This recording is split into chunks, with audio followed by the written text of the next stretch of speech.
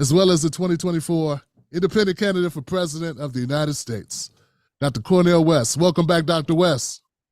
Brother, you know you bless me every time we get a chance to talk. You and Sister Sheila inspire me and my beloved Anahita, and brother, your precious Jasmine, man. You always bounce back. It has been so strong, though, brother, so powerful.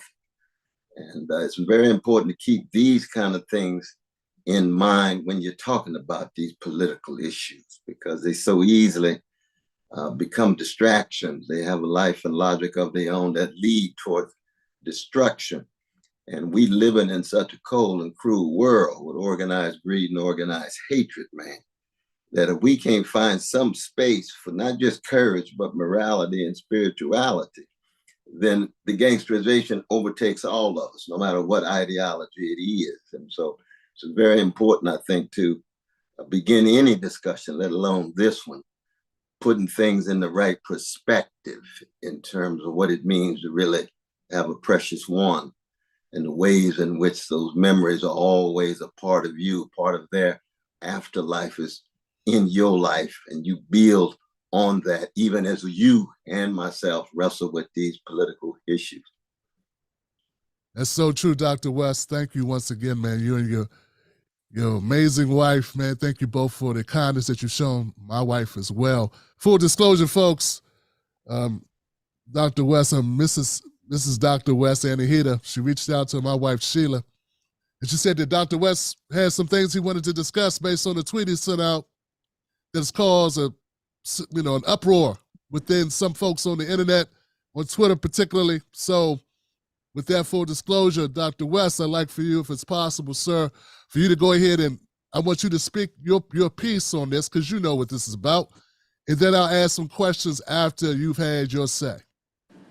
Yeah, you know, it strikes me that it's quite sad that people want to dictate who you can pray for. See, I'm a free Black man, and I pray for anybody I choose to pray for. People can criticize my politics and so forth, but you see, there's an irreducible moral and spiritual witness that's a fundamental part of who I am. So you remember, I put out a little tweet and I say, I pray for the precious family of Navalny. And people say, oh, he's a neo-Nazi. Why you mention him whatsoever? He doesn't deserve any attention. Well, people, they can have their opinion about that. But anybody who I think is falsely accused and is either tortured or murdered by the state, regardless of their ideology, I pray for their family. But I didn't want to just focus on him. I had just spent a magnificent session with Brother Mark, Sister Susan, and the one and only Pam Africa, talking about this dear brother who I love so very much, Mumia Abu-Jamal. Wrote the foreword in 1997, and then was blessed to write the foreword for Writing on the Wall. I love this brother. I respect this brother. I want his case to be more highly visible. There ought to be an international discussion sustained every day, every week, freeing Mumia. I've been dedicated to that for almost 35 years. Same is true with this brother here. Brother Imam Jamal Abdullah Al-Hameen. I wrote the afterword for this book with Brother Mari. Why? Because he ought to be free. Same is true with Leonard. I don't know Leonard as well, but same is true. Same was true with Oscar Rivera, where we actually put pressure on and released him and had a big gathering for him right at Samuel Cruz's church in Brooklyn where we were there together. So I've been at this for 40 years though, brother. Same is true with the Iranian sister who's in jail, falsely accused, and state-sponsored terror. That's a moral issue. Now, people got upset and they said, well, you had a picture of all of them together and you can't mention Mumia in the same sentence that you mentioned Navalny. Now, I can understand the concerns there because Mumia is my brother and we have a similar political view of the world. Navalny is a Russian nationalist, so we don't have a similar view of the world, but he still got a family. He still got, he got children. So that doesn't mean that I'm not concerned about his children. It's just that we have different ideologies. I'm taught in prison for 41 years. There's a whole lot of brothers in there who are falsely accused. I support them. We don't have the same ideology. They're not all revolutionaries. but I'm concerned about them.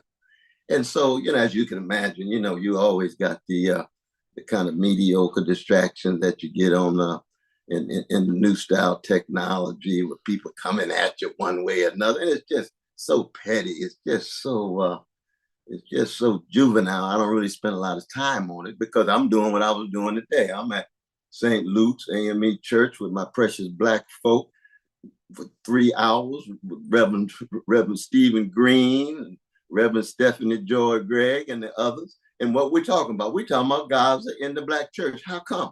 Because they're having a pilgrimage for peace of black ministers that started in Philadelphia, that's ended in Washington, D.C. on Wednesday. I'm meeting them there. Then we're going to talk about it in South Carolina with the AME Church. Now, okay, some of my secular brothers and sisters say, well, Brother West, you're spending so much time with all of these Christians, and we're tired of hearing about all of these Christians. And I say, I spend time with anybody I want to. I just spent time with my Muslim brothers in Houston. I'm meeting with the Buddhists. I met with Mormons. I'm meeting with the secular atheists. I'm a free man and will be a free man. And so when I hear all, and then it just takes off. And then people reflect on my past. Here come Peter Dow. He say X, Y, and Z. I said, no, Peter, come on, man, grow up.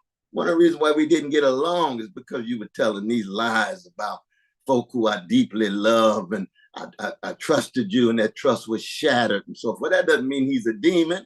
It just means I don't trust him. Same with Jill Stein. She became untrustworthy. She had arrogant attitudes towards folk who I'm concerned about. So I couldn't work with them in that context. That's just a human thing. I ain't out to demonize nobody. I don't want to act as if they're the devil, but they're untrustworthy. And that's the reason why I don't follow through. And so when I hear all these little buzzes on what they're saying, I say, oh my God, it's almost like they're addicted to this stuff. Why don't you spend time trying to make sure that these brothers are out of jail? I mean, all these black revolutionary folk on the radio, it look like so many of them are on Jimmy Dore's plantation, but we won't get into all of that right now. I say, why don't you spend time making sure Mumi is free? That's what we've been trying to do for 35, 40 years. Where's your work? Where's your sacrifice? Where's your reflection? What kind of hits are you taking? What kind of burdens are you bearing? Or what are you doing? Are you just playing a game? Well, you see, that's just sad, man. It's a sad thing.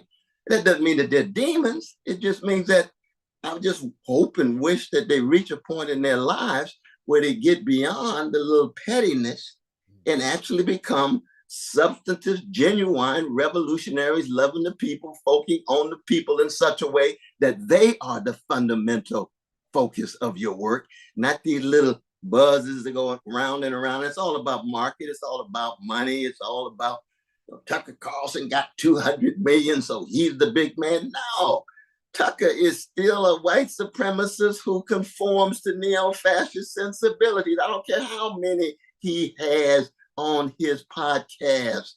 But if it's just about size, and here Paul Street, who I have such great respect for, he made the point with tremendous power. He said, I thought independent media was going to be independent. No, independent media too often, there's some good ones, but too often, they just trying to make money too. And they going with the big money, they going with the big markets, they going with those who have the most eyeballs. Where's the integrity? And then you're going to attack other people's integrity? Please, it's a sad situation. So I said, let me talk to my brother Tim, just to be able to reflect on this thing. Because I do stand corrected if I'm wrong. I acknowledge that. But I can tell you one thing too, that's when folks start coming at your loved ones, I get very upset, very upset. Well, Dr. West, I'm glad you were able to express how you really feel, brother. I mean, because that's important for you to keep it real with the audience. Let them know. I just want to thank you for choosing this platform to have this conversation, brother. Only thing I really want to ask, well, to open it up, I want to say, do you support Nazis and white supremacists? And I know that's crazy to ask that question. I almost can't get it past my teeth, right? But This is something that people have had you on this show 3 and 4 and 5 times. They are making these accusations. So once again, do you support Nazis and white supremacists? Yeah, isn't it sad that you even had to answer that question when these are the same folk that's been having death threats and throwing all kind of lies at you and thinking about bullets coming your way. I've had people come to my house, put guns all around the house, put guns to my wife's head and mask and so forth. And they say, oh, do I support them? Well, that's sick. You know, just the question itself is just so sick. It's hard to even dignify it. You know what I mean? What are they talking about? It's a sad thing. But of course, part of my question though is that so oftentimes you get folk who claim to be revolutionaries, but won't say a mumbling word about fascists and crypto-fascists who are crushing poor and working people in the countries where they are being supported by in terms of their ways in which they facilitate a silence around them, you see. Yeah. And that's it. Why? Because it's complicated. Iran, for example, crushing the woman life freedom movement. Where's the critique of the fascist policies of Iran? Putin himself, well, we don't want to say a word about Putin because he's anti-American imperialism. Putin's been a gangster and is a gangster, and he crushes dissenting voices. That doesn't mean that I support the war in Ukraine. I don't. It was U.S. imperial power that provoked Putin. But Putin's a gangster. Biden's a gangster. Pentagon run by gangsters. Gangsters running Iran. Gangster taking over in Indochina. And they come in all colors. The gangsters running Uganda right now. They come in all colors. Well, Brother West doesn't understand imperialism and anti-imperialism. Well, let's sit down and have a conversation because I'm going to be morally consistent. I'm not going to be silent about forms of domination and forms of oppression just because that nation is critical of U.S. imperialism. No, not at all. Well, you're just an extension of the State Department. State Department ain't got nothing to do with my free thinking. I'm as critical of the State Department as I am any other State Department in other countries. But that's just basic, man. That's just being morally consistent. If you're going to be on Iran's plantation, then say it. If you're going to be on Putin's plantation, say it. We're already critical of those who's on Biden's plantation. We're critical of those who's on Apex plantation. But get off the plantation. The aim is not to get off one plantation and get on another plantation. Get off Jimmy Dore's plantation. Think for yourself. If he's disrespecting a black man, can you say it on your show? No, they can't say it on their show. Very interesting. Very interesting. Oh, I see. Well, without Jimmy Dore, nobody would know who these people are. And every couple months, they got to have them come on just so people remember that they even exist. So that goes for the whole lot of them. But Dr. West, back to Navalny, I got to ask you, brother. Yes. They say he's a Nazi. They say he's a white supremacist. How do you feel about him? Because I'm not going to pretend to know much about the guy, other than I know he was jailed. I know he was in opposition to Putin, and I know he died in jail in the penal colony. And we don't know exactly what the circumstances were at the moment, but this is what set it off. You said, okay, this man died, and you said, he died in he was a political prisoner in your eyes. They say he wasn't. If he's a neo-Nazi or white supremacist, do you think he was? And if so, would that at all change your tweet or whatever? Well, one thing is, though, brother, here's a fascinating conversation to have, that I don't think anybody ought to be falsely accused and murdered by the state based on any ideology they have. I don't think a Klan member ought to be falsely accused and killed by the U.S. government. I don't believe in just eliminating people just because they're full of hatred at all. They got rights too. And if they got members of their family, many of whom not even Klansmen. So why are you going to assimilate all of them and act as if you have absolutely no concern of them? Because see, when you start that kind of logic, and we've seen it over and over again, you see, you end up starting to demonize folk you disagree with. Next thing you know, you're demonizing each other. I mean, I wonder sometimes, even with people that claim to be together, sooner or later they're going to be at each other's throats because nobody agrees with everything all the time. So next thing you know, you start demonizing them. Next thing you know, well, maybe you ought to be eliminated. You wrong just as anybody else. Now, let's be very, very honest about this. Mumia Abu-Jamal is one of the great intellectuals, great freedom fighters, and spiritual healers of the last 50 years. And so for those who are deeply concerned about, well, we didn't like the picture together, I can understand that juxtaposition and being upset about that. But people who know me and know my depth, the depth of my love and respect for Mumia, I know Mumia himself doesn't believe in just eliminating people based on what they believe and being falsely accused and murdered by the state. That's not Mumia Abu-Jamal at all. So the folk who claim to be speaking in his name, shame on them and shame on them trying to separate me from my brother. The same is true with H. Rap Brown, my brother who's now at Carl. Same is true with Leonard Peltier and so forth. Same is true with the precious sister in Iran. It's there's West again defending those figures at the State Department. Bump the State Department. The State Department has its own gangsterism. I'm not determined by them. I make my own decision because I'm a free Black man who has a moral sensibility and spiritual sentiments that I learned a long time ago, and I'll never apologize for it, ever. I will always have a moral concern about people who are falsely accused and who are murdered by the state. That is a fundamental bedrock view that I have of the world. Now, of course, I love Mumia more than others because I know we were in prison together. We sang together with James Cone and Brother Chris Hedges when we went there. Take a bullet for the brother. That's our connection. And so, at that point, I want to make that very clear. I think we made that clear in the second tweet that we made in terms of my deep love and respect for him. But it's interesting how folk would come up with anything in order to try to pit us apart when we're trying to focus on empowering the people, and they trying to focus on keeping their podcast together. Yeah. And keeping their reputations together. We say, oh my God, my God. Yeah, I spent a few years ago when I was Tim Black of the progressive, Tim Black of the left, I had people doing 3-hour podcasts saying that I supported Joe Biden, which I never did when I voted for Jill Stein.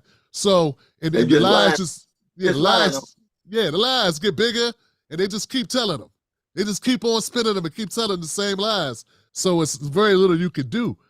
But for you, Dr. West, because, you are Dr. West and you're world-renowned. I think if you just would have threw in Julian Assange, because that's all they really want to hear is Julian Assange. Now, I know you've attended visuals for him. You have attended protests. I know virtually. I know you've done a lot for Julian Assange. I've attended visuals for him as well. Absolutely. Live streams, covered it. It's never enough. It's never enough. So Dr. West, for the record though, you do support the freeing of Julian Assange. Is that correct? Oh my God, it's not just support the brother. I went to see him in the embassy when he was in London. We spent 3 hours together. We had rich dialogue together. Wow. I was here when his father and his brother came to the United States at the press conference and we talked together. I was with Roger Waters of Pink Floyd, with Brother Randy Credico and the others, Katie Halpern and others, when we raised funds for him. Julian is my brother. We and what did Stella, his beloved wife, say? She says, I have condolences for the Navalny family. I'm concerned about their children. She says that in her tweet. How come? Because she's going through the same thing. The people think Stella agrees with Navalny? No, not at all. But she's concerned about the humanity. She's concerned about the effects of a state that would torture and murder somebody when her husband is there. She's a decent human being. She's not cold and cruel and callous and mendacious and so concerned about being so self-righteous that they downplay the human plight of what people are going through. So she said essentially the same thing I said.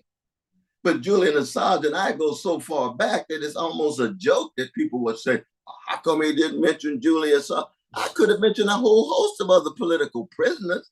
I've got a long, long history.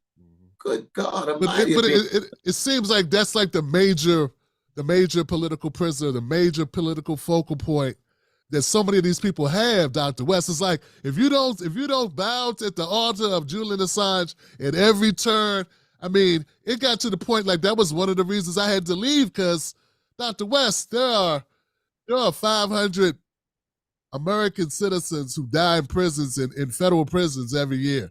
Yeah, I don't have to tell you that. You know, I got the actual number down here somewhere. I was going to save it. 4,500 deaths in 2018, 2019 in state prisons, and almost 450 in federal prisons. So, we could go on and on, but it's like the demonization. Even if Navalny is not who you want to be your next door neighbor, they said the same thing about George Floyd. I'm not saying he's George Floyd, but what I'm saying is when you start saying, well, he did crime one time, so his life don't matter now, you get to kill him because we don't like something he did. And I think it's a disconnection, Dr. West, and I'm going to pass it back to you. People just don't understand, Dr. West, that you're a Christian. I grew up with Christians, so I get it.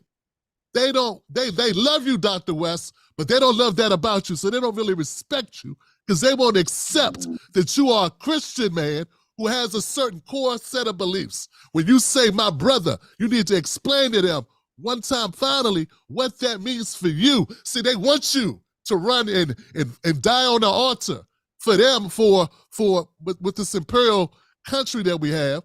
They want you to put your life on the line, but they don't want to accept that you're a Christian man with certain beliefs, and that when you say brother, that doesn't mean you condone everything that brother does, says, or will do. It just means spiritually, the way that you see them, that we are all connected. Could you speak to that?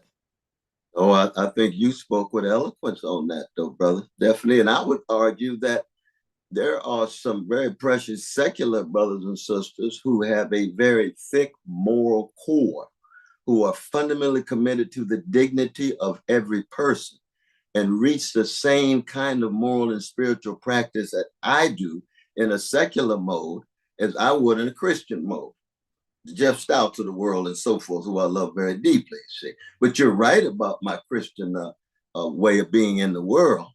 The gangster in me is forever fighting the best in me, which is trying to stay in contact with the humanity of other people so I can love my crooked neighbor with my crooked heart. And whatever deeds they perform, that deed does not fully exhaust their humanity. They can be different, they can change, they can go another way. And that's just my way of being in the world. I'm not giving that up at all. In fact, some people saying, oh, Brother West, you ought to delete your tweet because you're losing votes. You ought to, hey, I'm not that kind of brother. Not at all. If you don't like my moral witness, don't vote for me. You can vote for Jill Stein. I don't vote for Jill Stein. I've lost faith in her. I've lost any kind of trustworthiness in her, but she can run. She got good position. But I don't have that kind of deep respect I used to have. If I had a chance, if I knew her then, I wouldn't have voted for her. You see what I mean? But that's just part of the process. That don't mean she's a demon or nothing. I just got a close look and I draw my conclusion. So if you can vote for Sister Jill, I am who I am. I take my stances. And if you want to vote for me, this is what you're getting. I'm not changing who I am just in order to, or lessening my voice when it comes to moral witness, just in order to get votes. That's not who I am. Well, you don't need to be in politics. Really? Watch our campaign. Keep track of what we're going to do. Watch when Biden's militarism and his enabling of vicious genocide begins to pull the cover over him more and more. Watch when Trump goes to jail. Watch when all these new possibilities that nobody's talking about begin to bloom and loom large. and watch. I'm doing the same thing, same consistency, same constancy, same humanistic stance, same Christian witness, and looking at the world through the lens of the least of these and the wretched of the earth, no matter what the system of oppression is. Fascism comes in a lot of different forms. Authoritarian comes in a lot of different forms, and I'm against all of those different forms, but my focus is, in fact, against the U.S. empire. There's no doubt about that. I'm in the belly of this beast, but that doesn't mean that I don't have a concern for Russians, don't have a concern for Iranians, and don't have a concern for the Indonesians, don't have a concern for Uganda and so forth. No, not at all. And there I clash with so many of my leftist brothers and sisters and siblings. We have overlap, but we got different views. And so if the only thing they can see me say that and say, well, he's a liberal. Well, what do you mean by liberal? I'm no liberal at all. I'm committed to the dignity of human beings. And my dear brother John Mubarak will say this, liberal equivocation, brother West. No, it ain't liberal equivocation. It's moral clarity from my point of view. Labels. All these different labels. And right. Hey, and we just have different views. If you don't want to say anything critical about Russia, don't want to say anything critical about Iran, don't want to say anything critical about China, then go on about your way and be the kind of revolutionary you want. We'll overlap when we overlap, but I'm going to be concerned about political prisoners in China, in Russia, in Iran, in Uganda, wherever it is, and especially Mumia and Leonard and my dear brother El Jamil in the United States, and many other political prisoners in the U.S. empire. That's just the way I roll. And I don't spend a lot of time on it. People say, oh, you must be down and out. No, I just spent the day with some of the most precious and priceless human beings, raising their voices, talking about Gaza, talking about genocide within the context of the Black church. And I'm gonna do the same thing 3 times a day for the next week again. That's what this moment in the movement, this campaign is all about. And if, Brother Peter and Sister Jill and all these other folks, what's some of the names? Nick and CJ, whatever it is, because I don't even read this stuff. I gave up reading this stuff a long time ago, but I just hear about it. I say, what they doing? Complaining. Get their numbers up. Get their numbers up, complaining. Trying to get their numbers up. Yeah, that's what they do. Playground. I brought Dr. West on my channel and put him on my show. You should have heard him. I brought Dr. West on my show. I let him come on my show. Who are you? What are you talking about? You can go on MSNBC, CNN, any platform. Where's the humility, my brother? These people don't. Dr. West. But I don't give up on them, because it's 10 years ago, they were in a whole different place. They probably in the Democratic Party supporting imperialism. All of a sudden they become revolutionary. 10, 15 years from now, they can change. They can be transformed, but they got to look at themselves honestly, and they got to recognize it's not about just the money. It's not about the greed. It's not about status. It's not about trying to be clever and so forth. Put your body where your mouth is and try to make sure you are empowering the people in some significant way, not just on your platform and podcast, but in your praxis with some kind of organization that's trying to make a change. If all you about is just the podcast, Tucker Carlson's going to be your hero. And Tucker Carlson, what did he say about George Floyd Jr.? It was a white supremacist attack on the brother. He was dead. Oh, he must have had drugs at him. Why is everybody so sympathetic? Come on, Tucker. Where's your sympathy, man? Yeah, where was the outrage for people who went on this platform after that? Yeah, where was the outrage? Folks, moving toward right-wing formulations, moving toward crypto Trump's sentiment for big money. Ain't nothing but greed. Let's call it for what it is. What it is. Wall Street saw it a long time ago. Now, Dr. West, I fell back myself because my focus is working class folks. Yes. Working class folks, that's my bread and butter, man. I say I'm just gonna be who I am. Who I am and what I'm put on this earth to be, who I've been for as long as I've been alive. This is who I am. So the issues that most of the people that, particularly the lefties, are so this certain group of lefties. I don't want to put it on everybody. Well, no, it's not all. That's right. It's not. You know, people are changing all the time. People are changing all the time. I can't get with it, man. There are people the people that watch my show, they want to know how we gonna pay the rent, how we gonna take care of the kids, how we gonna be able to put them through school, or how we gonna be able to get them in daycare, how we gonna get the car up. You know, we got regular issues, like, and that's what black people, that's what pisses me off, because that's what the majority of black people care about. And that's then we what got we're these talking about in Harlem today. Exactly. There we go. You're absolutely right. And then we got these people, and I'm not saying there's anything wrong, Dr. West. Dr. West, I include you in this. You know, I think you know that I feel that all this focus on Palestinians, all this focus on Ukraine, all this focus on these other international issues, they lose me after a while, because I know black people are still catching hell here. And people are failing to have that conversation. But I hold out hope that there will be an opportunity that's going to arise where you're going to be talking about black people in America during this run as much as you talk about Palestinians. Well, as you know, the two go hand in hand. See, we disinvested from the military and reinvested in housing and jobs with a living wage, 27 minimum and above, free education and healthcare, safe communities, then you would be able to see where that focus is. Now, I think we had that wonderful discussion on reparations with Brother Sam. Yes, we did. Yes, we did. Oh, that was rich. We did. We did. But as you see, the so-called left don't talk about it.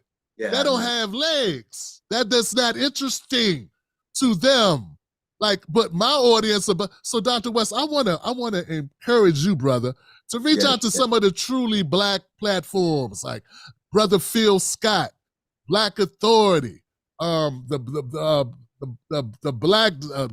There are a lot of black channels that have large black audiences of the masses of working class black people.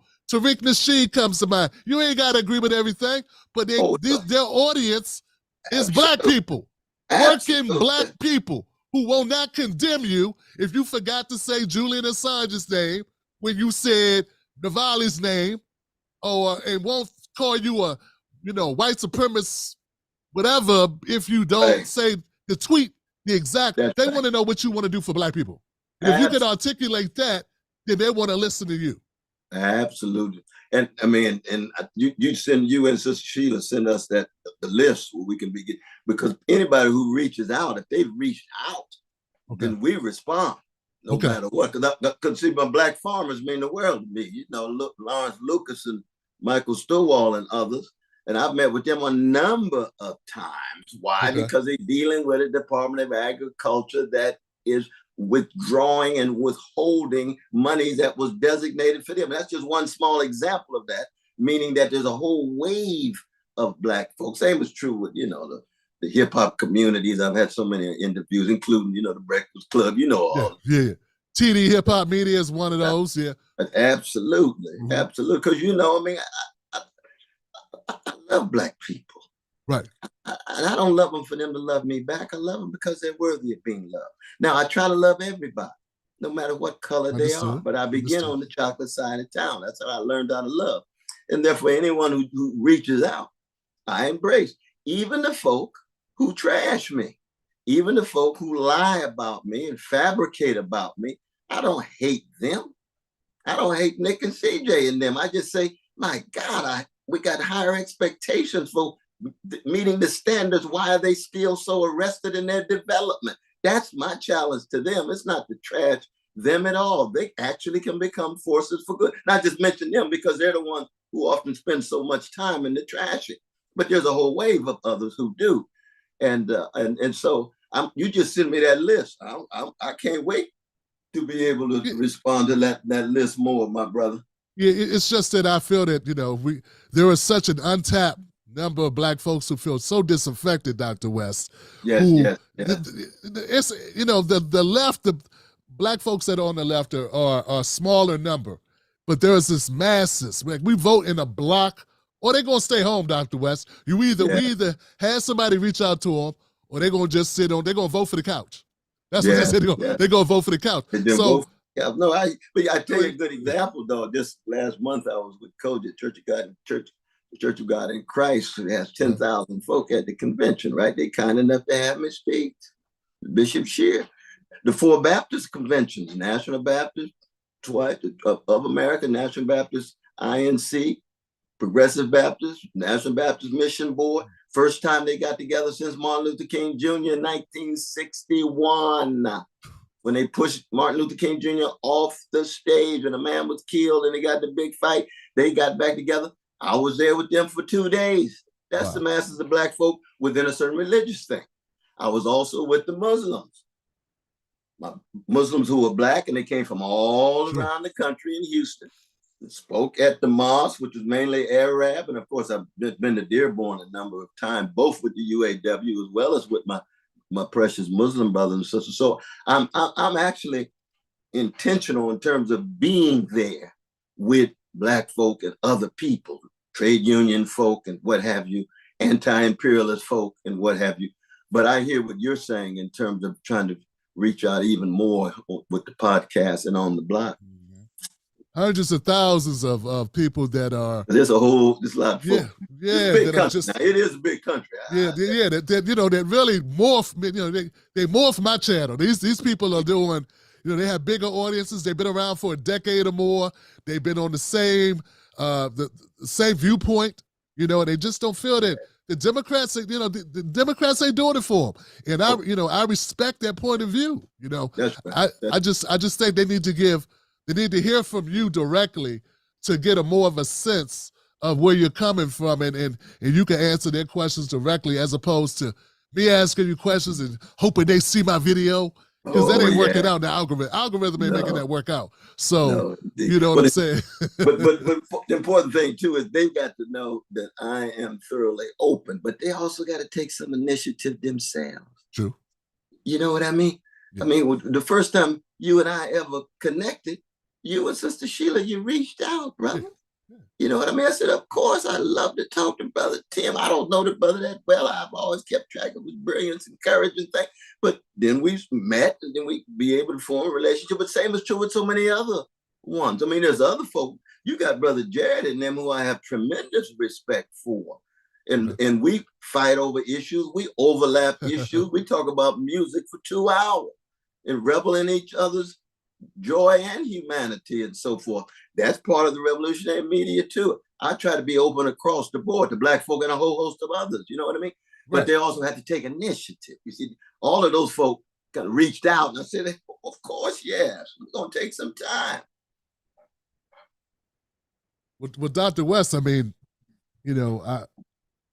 I'm glad to have you back. Because I'm sad that it's bothersome that it's on such a downward, type event, you know what I'm saying, to have to answer to some of these questions. But is there anything about this dust up, man, that we can learn from? Is it something we can take away from it? Is it something that people can walk away and say, okay, that was a bad thing that happened, but something good came out of it? Because what is it, Dr. West? I think all we can do is clarify, though, brother. That's all we can do is clarify. This thing is going to happen over and over again. We human beings, man. Human beings are wretched creatures. Human beings are wonderful creatures. Human beings are driven by insecurity, anxiety, greed, envy, and resentment. Human beings are driven by courage and empathy and sympathy, and you have to make a choice. Part of the problem is we just got too many cowards, man. They're not courageous, man. They don't want to. They don't want to look at themselves. They don't want to critically examine themselves. They want to play as if they own a little chess game in order to make more money and more status, and people to think highly of them, given their deep insecurity and so forth. But you got to be able to speak to that, so that this is going to happen again. I know that people are going to be trashing my campaign until we win in November. People are going to be trashing my campaign until we hit the tape. That's part of the nature of things. But I mean, the sad thing is that you would think that more of the fire would come from the gangsters on the right of organized greed and organized hatred. Yeah. See, those are the ones who know once we continued on, we're a threat to them. But to have the little pettiness on the left, You're like, good God, this is a distraction, but you got to clarify it. And of course, once it starts getting personal with you and your family, then it takes on a whole different level in terms of the levels of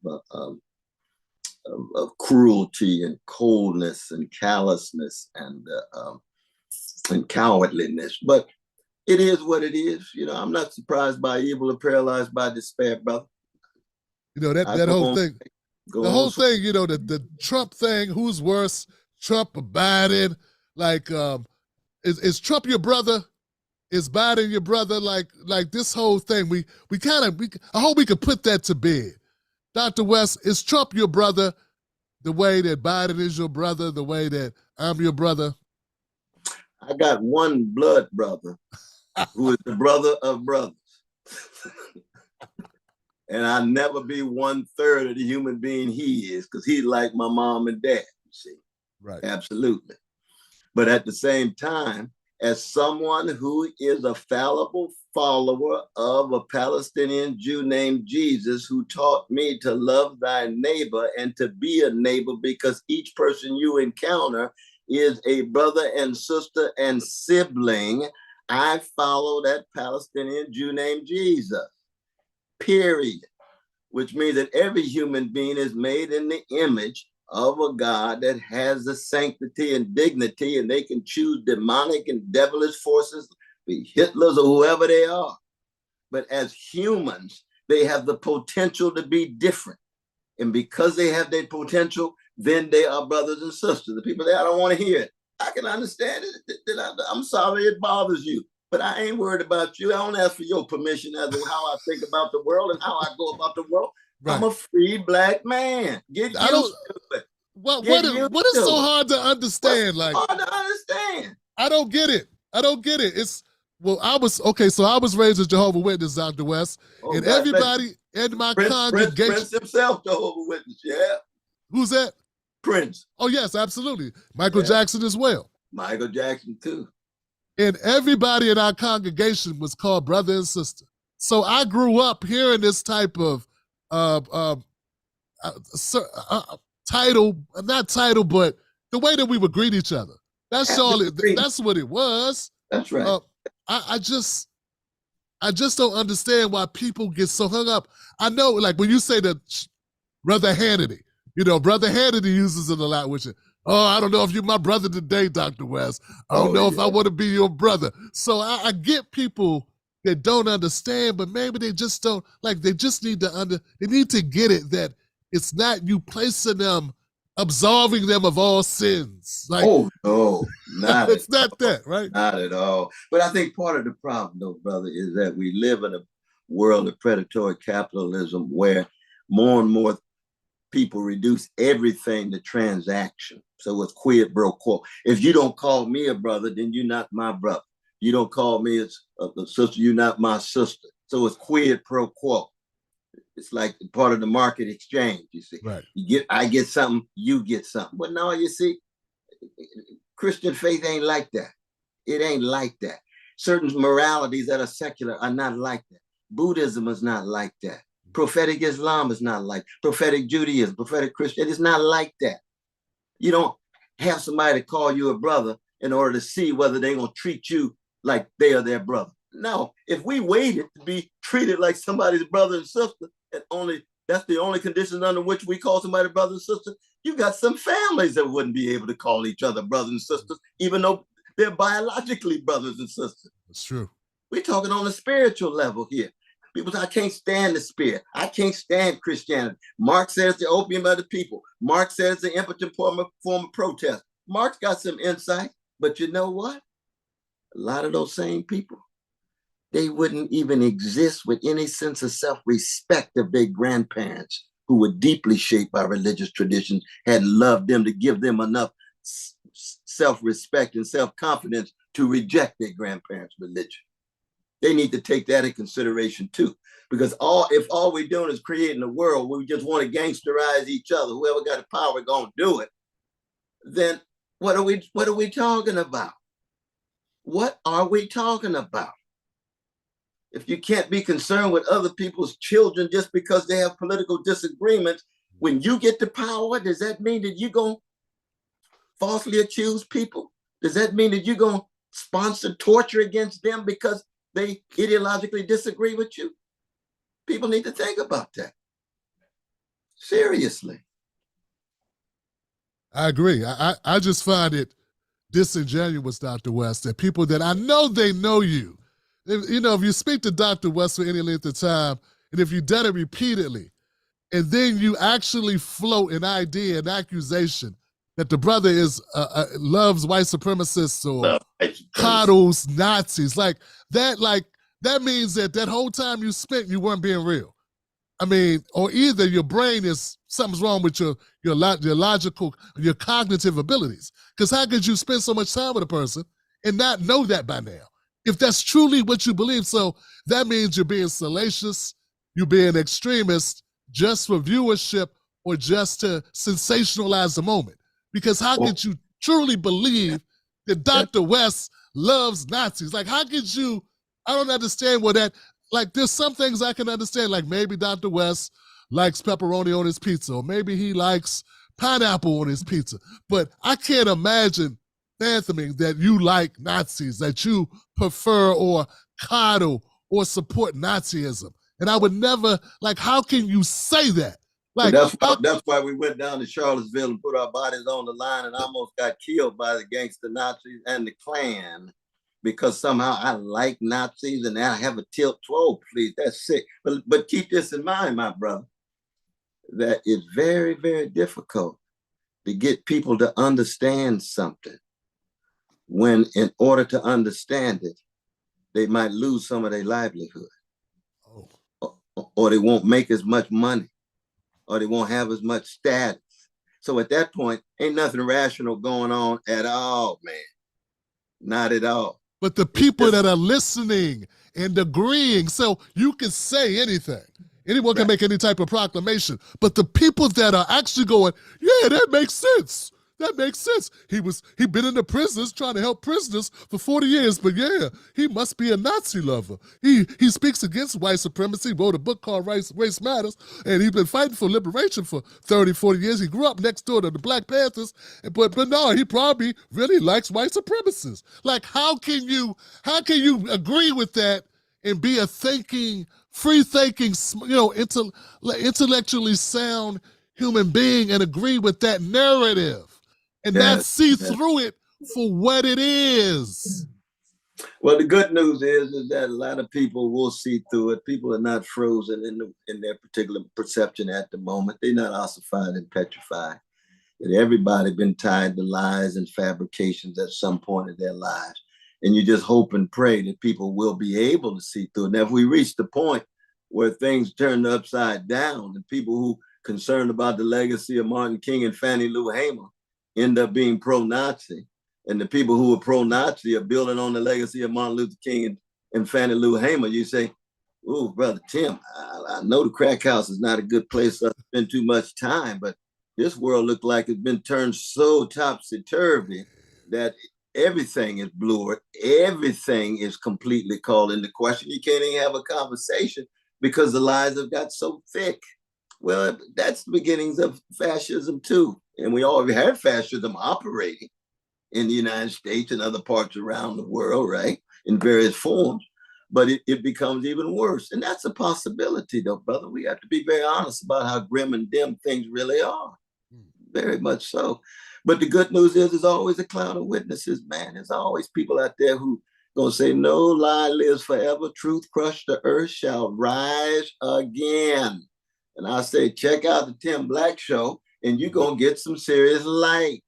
Nobody has a monopoly on the truth, but you're going to get some deep light. And thank God there's some other shows out there that's trying to do the same thing. And as long as we got a cloud of witnesses, it's like I told my brothers and sisters in Harlem that they're on 153rd Street in Amsterdam. Don't you get weary. We come from a great Black people who've been lied about, terrorized, traumatized for 400 years. And we always produce a cloud of witnesses, even when some of the Black people are lying about you. Don't you get weary, because you come from a great folk. And sooner or later, the breakthrough can be real. Will we triumph? We don't know. But we go down swinging. and we go down with free. That's right. That's right. Go to Cornel West 24. What is it, Dr. West24.com? Right. Cornel West 2024.com. 2024.com. Go there. Listen to Dr. Check out Dr. West's policies. Look what he stands for. Look at what he's running on. Forget tweets. You know, that's not the totality of this brother's message or of the campaign. And give it a thorough examination for yourself before you jump to any conclusions based on rhetoric you hear from those in the blogosphere. Dr. West, thank you so much, sir. But God bless you and Sister Sheila, man. Really, I just deeply, I just salute you, though, man, because you've been working through all of these smears and lies and fabrications. You still got a smile on your face. You got joy in your soul. You got brilliance in your mind. You got your style. You got your sense of who you are. And you got solidarity. And that's what we need. We got to have solidarity, which is not unanimity. Solidarity is we moving in the direction of focusing on the plight of poor and working people here and around the world in every and under every system of oppression. Working class, y'all. Love y'all. Thank y'all for tuning in. Love you, though, brother. Love you back, brother West. Thank you. And say hello to your wife, your beautiful wife as well. Absolutely. Thank you, sir. All right, guys, that's all we got. Love y'all. Appreciate y'all for coming through. Subscribe to the channel, and I'll see you